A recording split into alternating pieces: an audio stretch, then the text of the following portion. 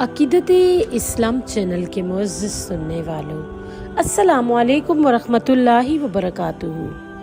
आप सल्लल्लाहु अलैहि वआलिहि वसल्लम की ज़ात पर और आपकी आल औलाद पर लाखों करोड़ों अरबों खरबों दुरूद सलाम। नाज़रीन, अकीदत-ए इस्लाम चैनल में आपको खुशामदीद कहते हैं। नाज़रीन इकराम, आज की हमारी वीडियो का मौजू है हज़रत उम्मे हबीबा रज़ी अल्लाह ताला अन्हुमा। तो चलिए अपना कीमती वक्त ज़ाया किए बगैर अपने असल टॉपिक की तरफ बढ़ते हैं। हज़रत उम्मे हबीबा रज़ी अल्लाह ताला अन्हुमा का जिक्र ये भी हमारे प्यारे मोहम्मद आका करीम हज़रत मोहम्मद सल्लल्लाहु अलैहि वसल्लम की बीबी हैं।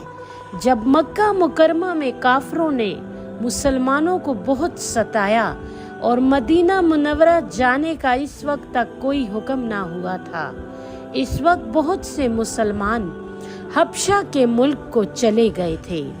वहाँ का बादशाह, जिसको नजाशी कहते हैं, नसरानी मजहब रखता था, मगर मुसलमानों के जाने के बाद वो मुसलमान हो गया।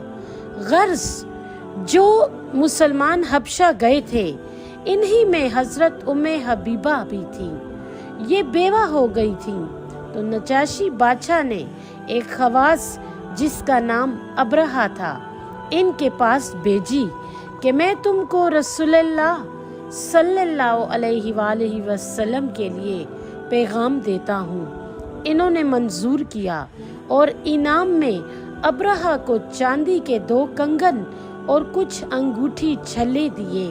इनके पहले शोहर का नाम अब्दुल्ला बिन हजश था।